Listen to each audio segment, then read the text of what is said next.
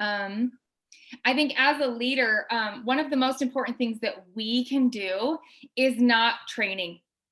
It's not to even tell somebody what to do or tell them how. I mean, there are a million things that we all know how to do that we're not doing, right? So we don't need to be trained. In fact, how many times, do you figure something out and it's a better way than somebody could have possibly ever told you in the first place? Especially because then it's your way and it's something unique to you, but something that cannot be replaced by a leader. So for you people that are building your teams and that are thinking about how to create your follow-up systems that we're going to talk about today, and how to create your onboarding systems that we're going to talk about next week or maybe week after, I can't remember, and all these things for how to lead your team and how to get them on to be a better recruiter and to be a better team leader. It's not about what you know or teaching them or training them anything, literally, because they could figure that out. What they cannot figure out and do by themselves that you really offer: belief, belonging, and momentum. That's it. That is the key. If I could sum up 13 years in a nutshell, that is your superpower as a leader. That is how you get people to join you. If you can somehow convey that belief that they can do it, believe that you will help them and that they're at the right place at the right time. Belief, belonging, giving them a sense of, again, we've talked about a place that's easy to enter and hard to leave. And then the momentum that, that they are taking steps forward. And so, yeah, thanks for sharing that, Erin. I believe that wholeheartedly. I think, like I said, that's one of the things that I've learned probably the most vehemently, like the most, I don't know, it's just so plain for me to see that when I focus on creating a training team, a training program, or creating anything, or even, like I said, even just trying to get somebody to join my team, I don't talk about all the details or the training or how much you have to sell. Yeah, we're not trying to, push anybody through. I don't know. We're not trying to like pull the wool over their face so that they don't know what they're getting into. But the most important thing that I can do that will really truly move the needle is not information, but it's emotion. And that emotion is that belonging, that inspiration, that momentum of everybody's in this together and we can all figure it out and we can bring the best parts of ourselves to do it together. So that's so fun. Well, Erin, I'm so proud of you for showing up.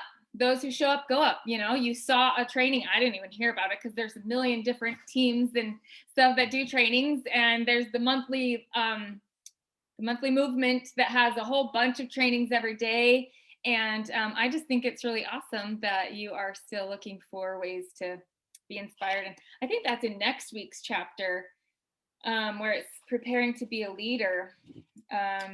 Oh no, next week is the power start, but it's preparing yourself to lead chapter 9, which is exactly that, showing up and participating and always continuing to be inspired and learn more. And so, yeah, thanks for sharing that with us. Good.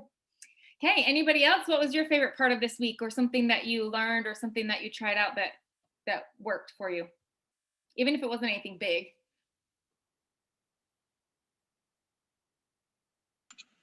Patience. Lots of patience. The QR party code thing is just way overwhelming. And I'm like, you know what? Just take the things one day at a time. I printed off everything and I've been trying to read through it all. So then I have it visually, but I'm still like running into little things. It's like, Rome wasn't built in a day. Just have some patience.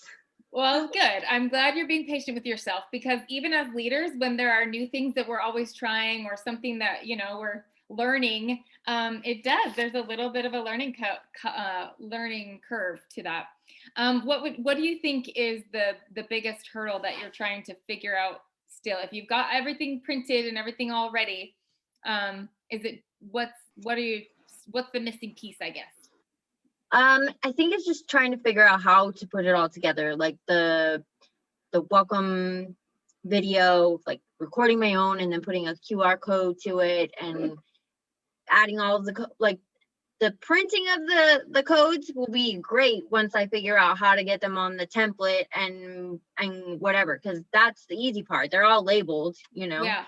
That's not gonna take too much time. It's just figuring out how to get everything onto the templates and because I didn't buy the Avery labels. I ended up buying something else. I think that it was one that Erin had suggested, and it works. The template works. It's just a matter of trying to get all the things. Do you have to put it in the template? Because I printed mine off, but I just bought a plain sheet of just labels, so I have to cut mine because I was like, I don't know if I'm going to need that many little 1-inch squares. But so I didn't even download a template. I literally just printed that onto my paper. Do you think that would work if that's your biggest hang up? I don't know, because they're all little like individual picture codes, right, Erin? Yeah, That's the way I did it, is you downloaded them as a picture. Yeah, you do have to have a template. Which labels did you buy? Do you know? I think it's hold on, they're right here.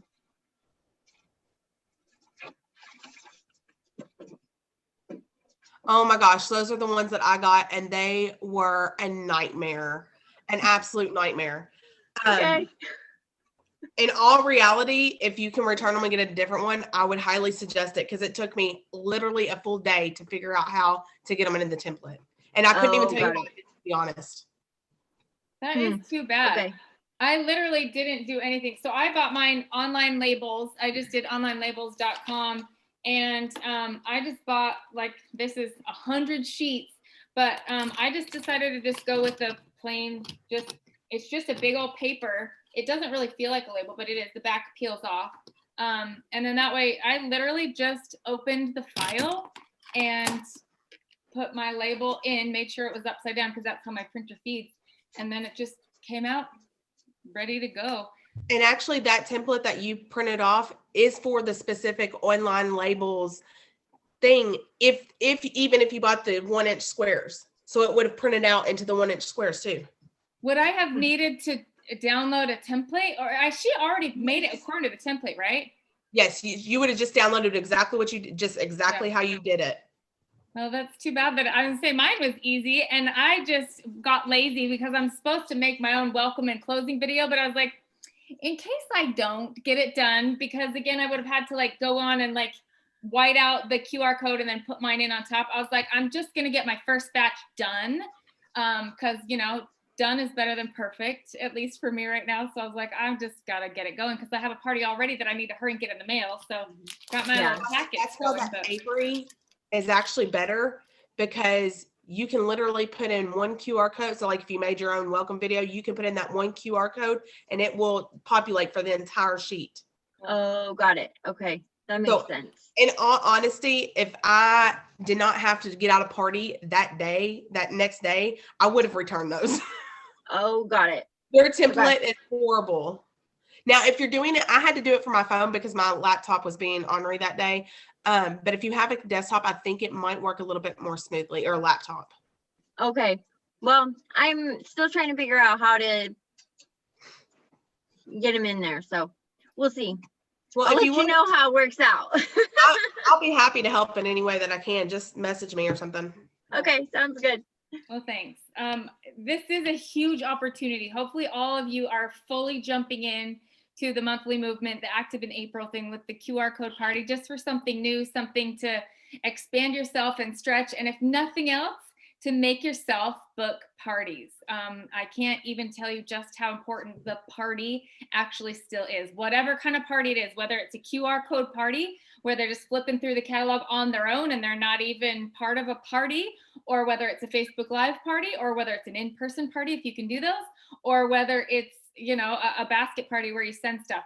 The party is still so important. And there's even bingo parties you can do. You know, there's a million different ways to party, but partying is so important because you have a host. So you are, again, getting beyond your own little circle of contacts. So you're not bugging those same people over and over again, which again means that you can ask those new people to host a party for you. And then again, it just continues to get bigger and bigger so that your circle is not bugging the same few people, and that your sales can expand instead of just even stay 200 PRV a month, and now 500 PRV a month. And now you're like, okay, 2,000 PRV a month, because you're continuing to just expand your customer base and always finding new people without, again, just relying on reorders and the same people to keep coming back. So the party really cannot be overemphasized. And that is what we're going to talk about today, is just how much you can use a party to, as long as you follow up, it literally can be the thing that keeps that merry-go-round running. And that way you're not stopping and then like, oh, I need to get to at least my 500 again this month because I'm a leader and I need to be paid on my downline. Where am I going to start? And then you've got nothing. It's like Mary Christensen says, is sales is money for today. Bookings is money for tomorrow, because you have all that already booked. It's already there. You know exactly how many. If you want to make a $2,000 month and your parties are about 500 PRV or $500 each, then you need 4 parties. And then you know, oh, it's math. You will have a $2,000 month. So again, bookings are money for tomorrow, and recruiting and growing your team is money forever, you know. So that's the importance of following up and making sure that, again, you don't have that hole in the bucket, but that you plug that hole. So you're still adding in more people, but eventually you just have to get a bigger bucket, because you're keeping everybody who comes your way. And again, in Scentsy, we don't own any of our customers. So, you know, if you are not giving great customer service and another consultant comes and steals them, if you will, which is not stealing in my book at all, because our customers are free agents. They get to go wherever they want to be, you know, wherever they feel more comfortable. And that's why she said in other chapters, Sarah Robbins has said, if you treat them like royalty, they will give you loyalty. So, because again, nobody owes us anything. Just because you introduce somebody to Scentsy, or just because you've been their Scentsy consultant, doesn't mean they're going to stay with you unless you make it a place where they want to be, so that it's easy to figure out what's new and how to use the stuff. And they connect with you, not just with Scentsy. They want to connect with you. They want to know, like, and trust you, not just you as a Scentsy consultant, but you as a person. What's going on in your life? What do you like? What's your favorite fragrance? You know, what are you doing for spring break or whatever, you know, like they really do want to connect with you. So the more you can find ways in your follow-up system to really let yourself be seen and known, the more your customers will connect with you, and you will stand out to them because they'll remember you. So anyway, and that's one of our challenges this week, is to find your follow-up system and create it. So our challenges are to set up a weekly schedule for promoting products for 5 days, which that's just kind of like a content calendar. You are going to be, you know, posting things and creating content and sharing things forever. And so you could do something like every Monday is cleaning products day. And again, you don't even have to tell people that, oh, hashtag today's Monday cleaning day. It could just be, you know, I happen to clean and do my laundry every Monday. I don't know why. That's my favorite day to do. It's like the beginning of the week. It's just coming off of the crazy weekend with my whole family, and I'd much rather play with them than clean all weekend. So there's usually a lot for me to do on Monday morning.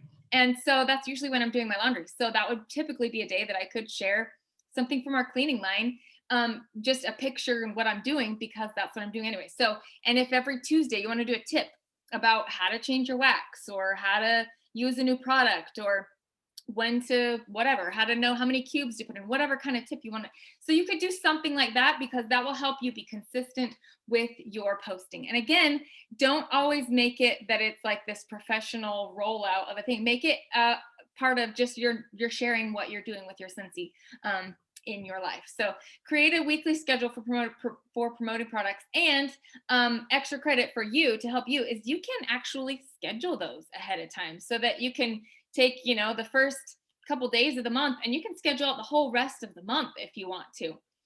You know, whatever helps you, just to be consistent and to be, again, keep it personal. They want to see your face. They want to see your kitchen counters.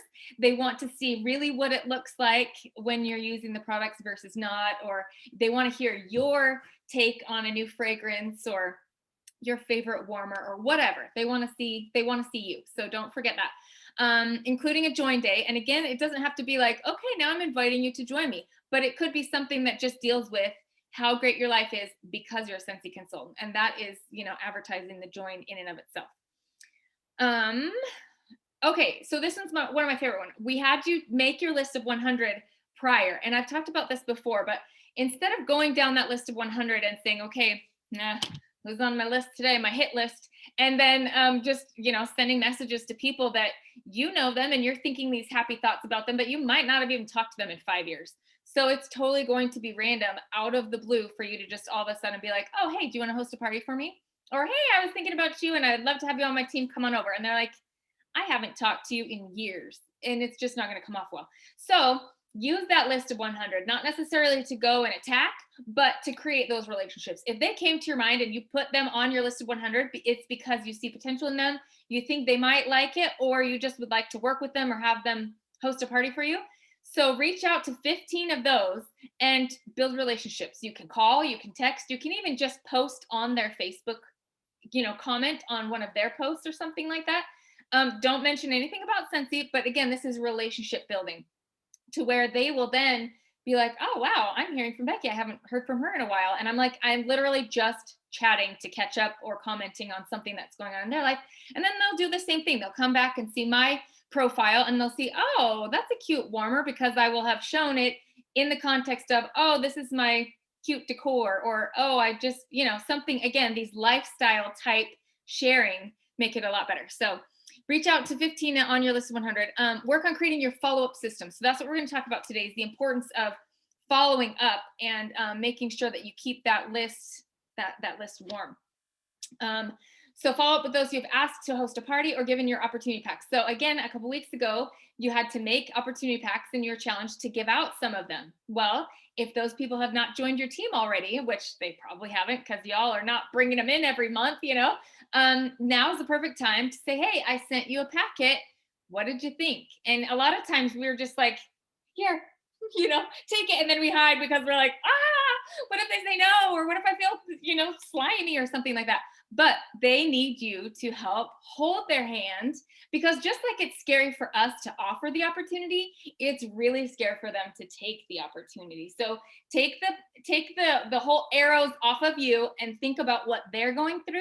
Then it's scary for them as well to think about starting something, to think about putting themselves out there.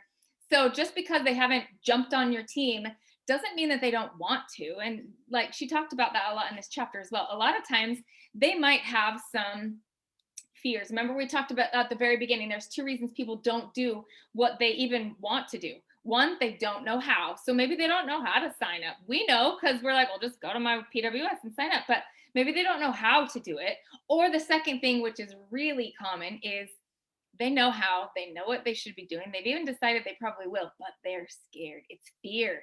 So then we have to help them take that step and not even necessarily debunk their myths or their objections, but it's more just holding their hand to help them do it. We all need a friend to help us do the scary, hard things. And especially something like starting a company, starting your own business, especially if it's direct sales, because, it's not exactly given a real sexy rap nowadays, and, or maybe they're just afraid of you're doing it fine, but they don't want to be slimy or, that girl. So a lot of times they just need a friend, somebody to help them to take that leap. So it's kind of like, running off of the dock into the cold lake. It's scary to do it by yourself. So if you hold someone's hand, then you jump off together, it's a lot more fun. And so that's what we get to do. So follow up with those whom you've asked to host a party, and especially those who you've given opportunity packets. And then find at least one potential recruit to join you next week for the Explore Scentsy Opportunity Night. So as part of the monthly movement, they're doing weekly, every single Monday, they are doing opportunity nights, which they're calling Explore Scentsy Nights. This is a super great opportunity for you. We've done Bacon Nights, Become a Consultant Opportunity Night before, and it's basically just harnessing the power of that whole, I'm not alone, I get to do it with a bunch of friends, everyone's here to help me kind of a feeling. So basically you bring somebody and you get them in that Zoom. It's a half an hour and they just chat and share their stories about why they joined and what it's done for them. It's super low key. There's no pressure, but it's a great way for them, especially if they are wanting to do it, they're just a little scared or they're just a little hesitant or they're just kind of dragging their feet for whatever. So find at least one potential recruit to join. So again, there are 4 because, well, we've already done 1. So there's probably 3 left for this month. But other people might be having them at different times. There's even one in Spanish. So if you have any Spanish prospects, that is a great market to get into, an untapped market, whether they're in the United States or even if you have anybody in Mexico or wherever. So those opportunity nights are going to be really great. Like I said, because you don't have to plan it, you just bring them and be their little friend to hold their hand and be like, hey, come join me at this. And then you just help again with follow-up to see what they thought. And then the last thing is to book 4 parties for April, whatever kind of party you want to do, whether it's just a catalog party where you have somebody take your catalog to work, whether it's a text party and you have a host and they just text their friends and be like, hey, do you want to try this fragrance flower? Or, 6 packs. If we all put it in together, we get discounted shipping, or however they want to do it. Or whether you want to try the new QR code party. I highly suggest that, just because there's a lot of energy and excitement around that, and the huge resources that you can get from the monthly movement will really help you to kind of take advantage of that and jump in full steam. Whatever it is, you can do a Facebook party. You can do the Facebook Live parties. You can do an actual home party if you can do that. I even had one a couple weeks ago that was outside in my backyard, and everything was social distance. So, and nobody really was, people that were worried about stuff weren't really touching stuff. And I gave out, the rub and smell stickers so that they didn't even have to smell my testers if they didn't want to. I had everybody do hand sanitizer first. So if they were touching my jars of testers, it was, anyway. So if your host is comfortable with that level, you can even do a Scentsy party. And man, just the energy of a real party was so fun again. So whatever kind of party you want to do, book 4 parties and hold 4 parties this month. You can do them all in the same weekend. You can do one a week. You can do one on a Tuesday and a Thursday and a Tuesday and a Thursday and then be done. However you want to do it. But again, focus on parties and focus on finding a host, because that is where you will get the engine to recruit and grow your team, to find new customers that will come back and buy from you over and over and over again. It really is a huge key to growing your team and finding your team so that you can be a leader of a team. You all have shown that you're doing such a great job with your own businesses. So the next step is to really kick it in gear with those parties so that you're getting 2,000 PRV a month and 2 recruits every month. So, and teaching your team to do the same so that then they can be empowered to have a business that really is something that's life-changing. And that's amazing, that's where you really can pick up the momentum to where it really does make a huge impact in your life, and you can make a huge impact in theirs. So, all right. So you guys are doing a great job of reading the chapter and posting it. So I don't even feel like I need to go over all of that, but I liked how she gives some examples of how to get over these objections. So the idea with this is we're not trying to talk anybody into joining. You don't want to be doing that. You don't feel that pressure of, oh, I've got to say all the right things or they're not going to join. Really, the whole purpose of having conversations like this is to help them.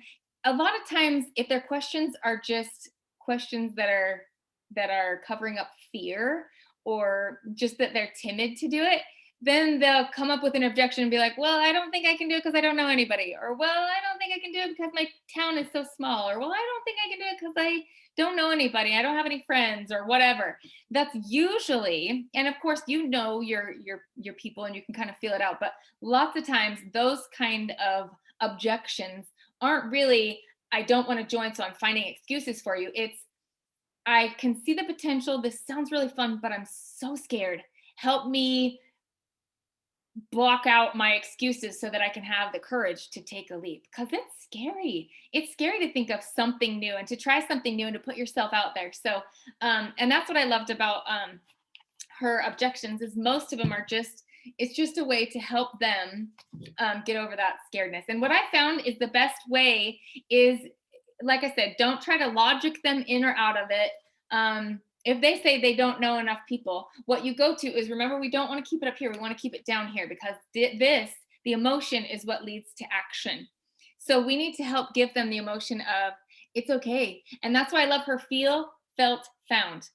I have felt the same way, and I see that you are feeling nervous about this and you are scared. That's totally fine. You know what? I have felt the same way, and I felt that way when I joined too. In fact, I was so scared that I wasn't going to be any good at this that I booked enough parties to make $500 in sales my first month. So if I didn't like this, or if I wasn't any good at it, it was okay. I could walk away, because I would make my startup kit back, and then no harm done to my family. And so I found that from that, it wasn't nearly as scary as I thought. And I actually found that it was something that I could do even with my personality that isn't super outgoing, whatever. So again, the important thing is to validate their fears, they are real. It is scary. It is hard, especially if they are not just trying to be contrarian and just trying to, kind of be mean to you. Because some people are just not into it. And that's totally fine. You're not here to convince anybody. We are here to find people. It's like she said, the coffee pouring. You're not here to convince anybody of the health benefits of coffee or why they should drink coffee after their meal or just how much, coffee is going to change your life. It doesn't matter. If they don't want coffee, move on to somebody, because there's lots of people who do.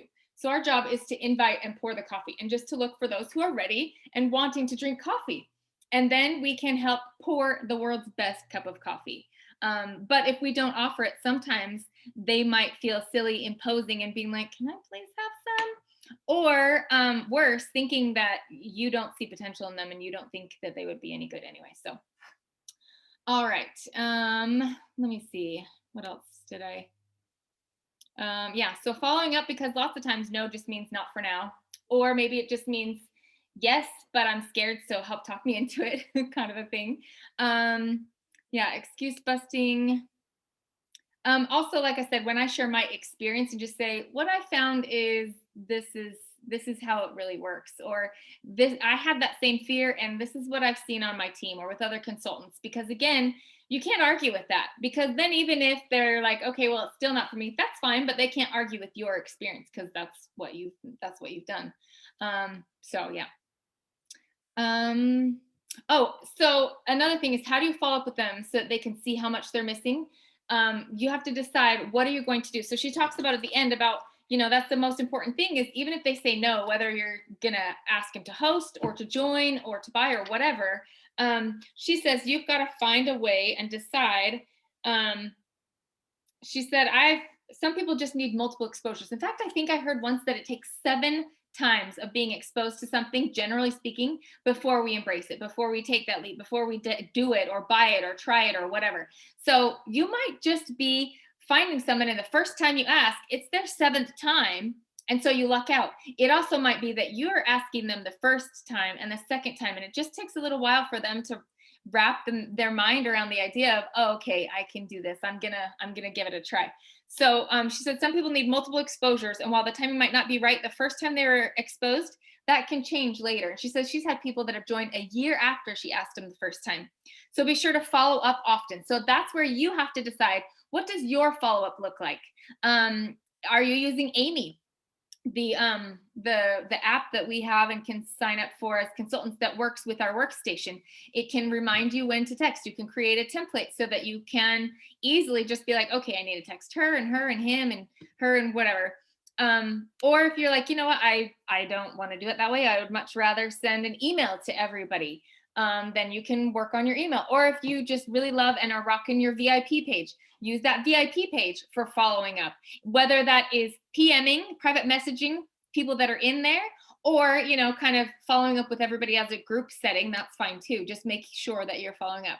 Are you posting occasionally on your own public profile, your own page, to where they say the 80-20 rule, 80% should be your life and then 20% can be Scentsy. That way it's not spammy, and that can go even more to the 30% Scentsy or even 40% Scentsy if it's part of your life and doesn't feel like an advertisement. If you're just putting it in as part of your life style and you're like, oh, I'm cleaning my house, and you don't say, look at this counter clean, but you just be like, I'm cleaning my house, it smells like spring in here, and then there's a picture of it behind you advertising inadvertently, but you're not like, hey, here's this, then that can kind of push that a little bit further. But so she says through your customer newsletter, through your VIP page, through customer emails, through Amy follow-up, through your Facebook business page, whatever it is, however you want to communicate with them, just make sure that you're finding a way to stay in front of them, to show them the excitement. Because again, it's that momentum. It's the belief that they can do it and that you're here to help them and that you're the one to help them, and that now's the right time and this is the right opportunity. The belonging that they get to come join us. They're not going to do it on their own. They really get to join something that's so great. And then the momentum of, hey, I'm gonna this is exciting. It's going places. Scentsy's growing so fast right now, and it's a great time to jump on so you can join us. So anyway, those are some of the things that I've been thinking about, but mainly just find your way to follow up and work it. Just work it, work it, work it, so that you are not, again, you're not having a bucket that's full of holes, but that you're plugging up those holes through your great customer service and through following up, because everybody wants to be seen. Everybody wants to be heard, even if it's just as a customer. What a great gift we have to be able to give people the opportunity of being seen and thanked and noticed in our day. So anyway, and then that will help them to feel that feeling of, oh, I want to belong with her. She makes me feel special, or he makes me feel like I'm noticed, or, you know, they make me seem like I can do this. So I bet I can, because I believe in them. So anyway, all right. Anybody have any experiences with this that you want to share with following up, or any questions about it before we go? We're almost at the top of the hour, but what do you guys think? Any thoughts?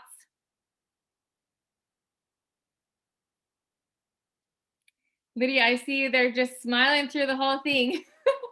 Do you have any thoughts you'd like to share with us? No? All right. Well, thanks for your smiles. It's fun to see your happy face. I was going to say, the part where she talks about the questions of how do I make money, and she goes into like the core compensation plan and the incentive trips and stuff like that. Like, that almost seems to me like too much information. For me as well.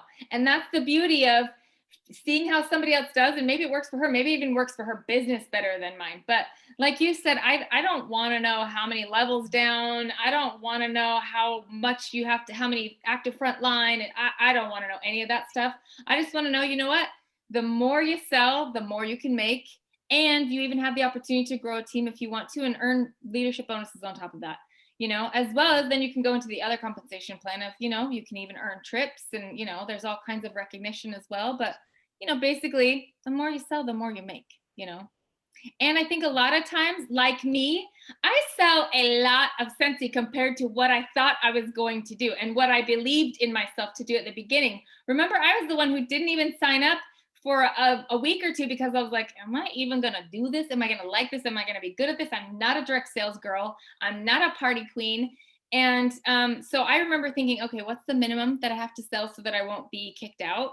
You know what I mean? Like, it's okay if they just put their little teeny tippy toe in to test the water and just kind of do it hesitantly. That doesn't mean that they're not going to catch the vision later. So it's all right to just present it as a business opportunity and just say, hey, do you need $100 for diapers? I can help you get that. It's fine to start small, because right now I'm like, I would die if I only made $100 a month. Like, literally, this has to support my family. But again, it's grown over 13 years for me to even open my mind to that possibility. I definitely didn't start thinking that it was going to even, you know, provide for my family the trips, the opportunities, the money, the income. So that's okay. Even if it's just a side hobby, let them join to just, you know, buy diapers, or a date night, or a pair of shoes or something, you know. So it's, I agree with you, Erin. I think dial it down a little and just keep it to where it's not overwhelming before they even start, you know. So, okay, any other thoughts or questions or comments before we let you go? No? Okay, awesome. Well, you guys are great. Congratulations on making it this far. You guys are winners. Look at you, just owning the world. I'm so proud of you. Keep up the great work. And I just wish I could just hug you all, because you're just doing so great. And I'm so proud of you. Yay. So keep supporting each other, keep loving each other so well, keep working together. That is the beauty of this, is you're not in this alone. You're all trying to become these beautiful leaders. And I see it. I see you developing right before my eyes. So give yourself a pat on the back and a big hug and a squeeze for me. And just keep doing what you're doing, and keep supporting each other and asking questions and working together, because that's really where the magic happens. A challenge that you're having, somebody else might have already figured that out and is kind of on another bump of their own. So that's how we literally are better together. So, all right, here's to a great week. And I will see you guys soon. Bye.